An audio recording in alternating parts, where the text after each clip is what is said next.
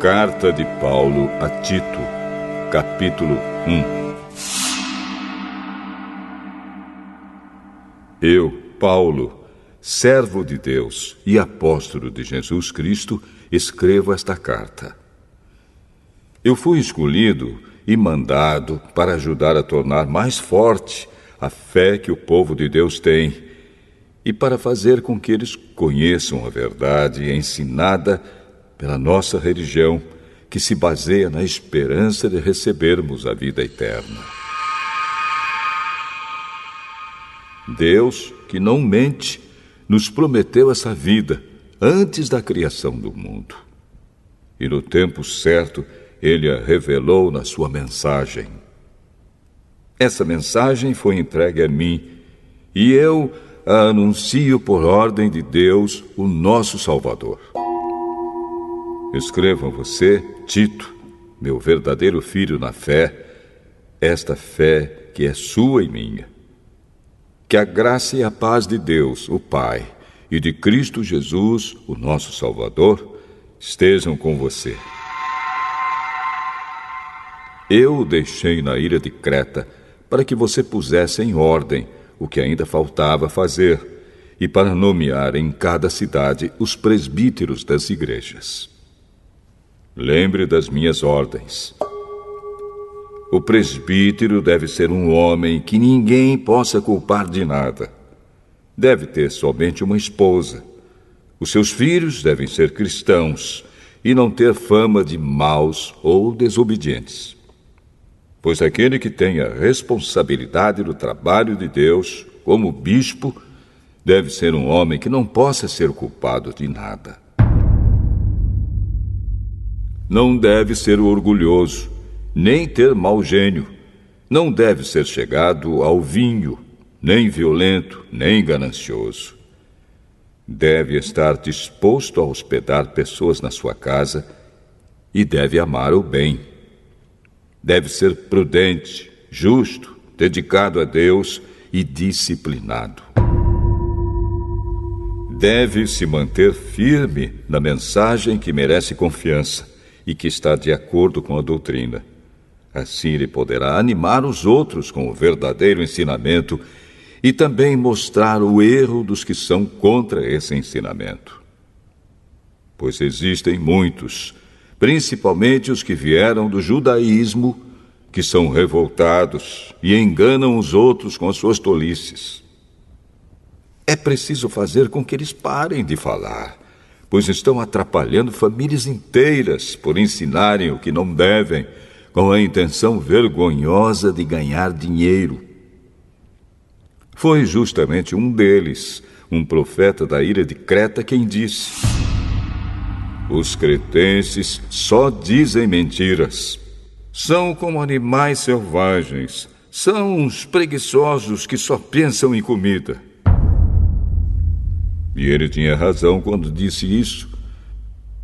Portanto, você tem de repreender duramente esses falsos mestres para que sejam sadios na fé e parem de dar atenção a histórias inventadas por judeus e a ensinamentos humanos que vêm de pessoas que rejeitam a verdade. Tudo é puro para os que são puros, mas nada é puro para os impuros e descrentes, pois a mente e a consciência deles estão sujas. Eles dizem que conhecem a Deus, mas o que eles fazem mostra que isso não é verdade. Estão cheios de ódio, são rebeldes e não são capazes de fazer nenhuma coisa boa.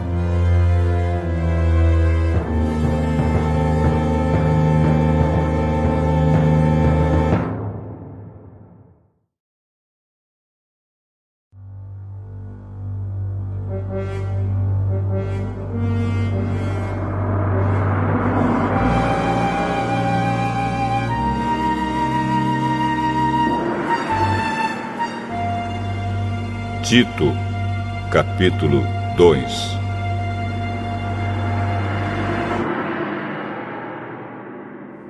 Mas você, Tito, ensine o que está de acordo com a doutrina verdadeira. Ensine os mais velhos a serem moderados, sérios, prudentes e firmes na fé, no amor e na perseverança. Aconselhe também as mulheres mais idosas a viverem como devem viver as mulheres dedicadas a Deus. Que elas não sejam caluniadoras nem muito chegadas ao vinho. Que elas ensinem o que é bom, para que as mulheres mais jovens aprendam a amar o marido e os filhos, e a ser prudentes, puras, boas donas de casa e obedientes ao marido, a fim de que ninguém fale mal da mensagem de Deus. Aconselhe também os homens mais jovens a serem prudentes. Você mesmo deve ser, em tudo, um exemplo de boa conduta. Seja sincero e sério quando estiver ensinando. Use palavras certas, para que ninguém possa criticá-lo e para que os inimigos fiquem envergonhados por não terem nada de mal a dizer a nosso respeito. Que os escravos obedeçam aos seus donos e os agradem em tudo. Que não sejam respondões, nem roubem os seus donos. Pelo contrário, que eles mostrem que são sempre bons e fiéis em tudo o que fazem. Desse modo, por causa das coisas que eles fizerem, todos falarão bem da doutrina a respeito de Deus, o nosso Salvador. Pois Deus revelou a sua graça para dar a salvação a todos. Essa graça nos ensina a abandonarmos a descrença e as paixões mundanas e a vivermos neste mundo uma vida prudente, correta e dedicada a Deus, enquanto ficamos esperando o dia feliz em que aparecerá a glória do nosso grande Deus e Salvador Jesus Cristo. Foi Ele quem se deu a si mesmo por nós, a fim de nos livrar de toda maldade e de nos purificar, fazendo de nós um povo que pertence somente a Ele e que se dedica a fazer o bem. Ensine essas coisas e use toda a sua autoridade para animar e também para repreender os seus ouvintes. E que ninguém despreze você.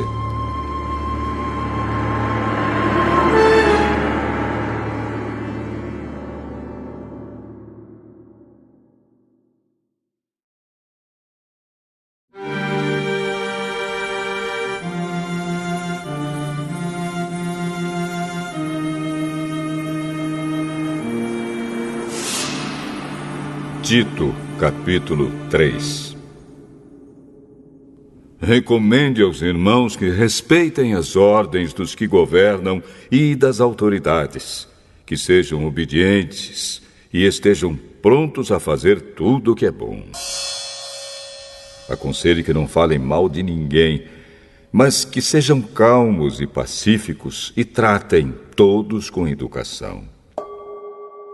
Pois antigamente nós mesmos não tínhamos juízo e éramos rebeldes e maus. Éramos escravos das paixões e dos prazeres de todo tipo e passávamos a nossa vida no meio da malícia e da inveja. Os outros tinham ódio de nós e nós tínhamos ódio deles. Porém, quando Deus, o nosso Salvador, mostrou a sua bondade e o seu amor por todos, Ele nos salvou porque teve compaixão de nós e não porque nós tivéssemos feito alguma coisa boa. Ele nos salvou por meio do Espírito Santo, que nos lavou, fazendo com que nascêssemos de novo e dando-nos uma nova vida. Deus derramou com generosidade o seu Espírito Santo sobre nós, por meio de Jesus Cristo, o nosso Salvador. E fez isso para que, pela sua graça, nós sejamos aceitos por Deus e recebamos a vida eterna que esperamos. Esse ensinamento é verdadeiro. Quero que você, Tito, insista nesses assuntos para que os que creem em Deus se interessem em usar o seu tempo fazendo o bem. Isso é bom e útil para todos. Mas evite as discussões tolas, as longas listas de nomes de antepassados, as brigas e os debates a respeito da lei dos judeus. Essas coisas são inúteis e sem valor. Se uma pessoa causar divisões entre os irmãos na fé, aconselhe essa pessoa 1 ou 2 vezes, mas depois disso não tenha nada mais a ver com ela. Pois você sabe que uma pessoa como esta abandonou completamente o Evangelho e os seus pecados provam que ela está errada. Quando eu lhe mandar o irmão Ártemas ou o irmão Tíquico, faça o possível para ir se encontrar comigo na cidade de Nicópolis, pois resolvi passar o inverno lá. Ajude o advogado Zenas e também Apolo em tudo o que você puder, a fim de que eles tenham o que precisarem para a viagem. Que a nossa gente aprenda a usar o seu tempo, fazendo o bem e ajudando os outros em caso de necessidade, para que assim a vida da nossa gente seja útil. Todos os que estão comigo mandam saudações a você. Dê saudações aos nossos amigos na fé. Que a graça de Deus esteja com todos vocês.